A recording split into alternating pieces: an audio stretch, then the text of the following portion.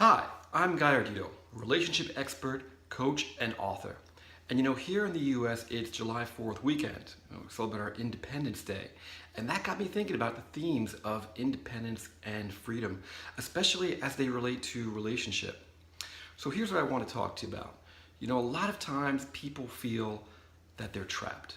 They feel that, especially if they're in a marriage, especially if they have children, that they don't have choices, that things can't change.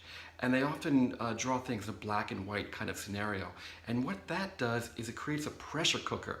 We can only take so much. So when you push down stress and disappointment so much, week after week, month after month, year after year, eventually it's going to explode. You're going to wind up subconsciously taking it out on the people around you, on people that aren't even responsible for making you feel the way you feel. And eventually, if you don't have a release valve and if you don't correct the course, then the relationship is going to just explode one day. And that's not good for anyone. If you're not right for each other, it's much better to be able to handle that, sensibly, rationally, and amicably than not. But the reality is that usually that's not even the case. Almost every relationship can not just be salvaged, but turned into a fantastic relationship. One of the keys is understanding the freedom that we have. And that begins internally, in our heart and in our mind. Our beliefs drive not just what we do, but what we're allowed to even have happen. If we don't believe that something is possible, if we don't believe that we can change or do better, if we don't believe that our partner can change and do better, then even if that change begins to happen, we're not going to recognize it and we're not going to respond accordingly. Now, this may sound a little psychological, a little philosophical to you, but I assure you it's absolutely the case. I've lived through it time and time myself, not just with my clients, but for myself. For a long portion of my life, I was really narrowly focused. I really believed that things were a particular way, and I had to do things a particular way, the world had to be a particular way, and there really weren't options besides that.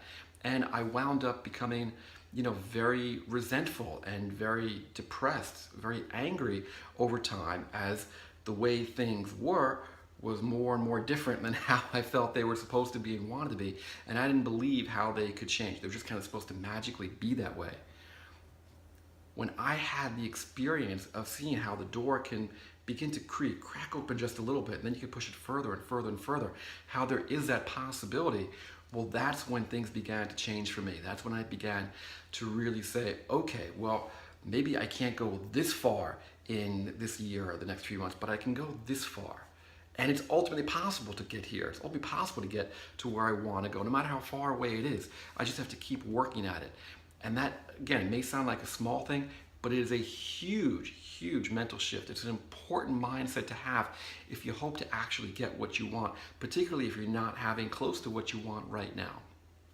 So what you've got to do is find something in your life that you can open up a belief in.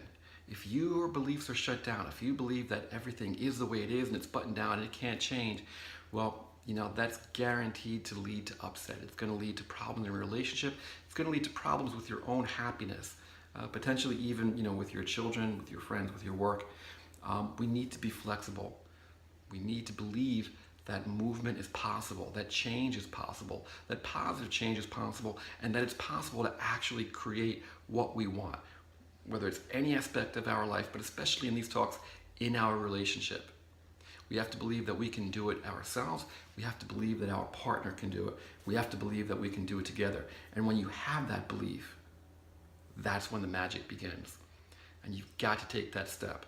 Now, if your partner's not there yet, I implore you, take that step yourself. They'll catch up. It might not be today, it might not be tomorrow. It might take a few weeks, it might take a few months. But if you show them that you can change and how the relationship can change because of that, then they're going to start seeing evidence of possibility themselves. And when they see that evidence, that's going to crack the door open for them. So it's the holiday weekend. I'm not going to belabor you any longer, but really, if you take one thing away this week, it's the belief in possibility, the belief in change, the freedom to choose what you're going to do. We're never trapped. We are only as trapped as we believe we are. So our beliefs are directly responsible for our freedom. It's good stuff to chew on and think about. Look forward to speaking with you next week. So if you're interested in any of my training programs and my past talks, or coaching with me one-on-one or two-on-one if you're in a couple, just go over to guyardito.com.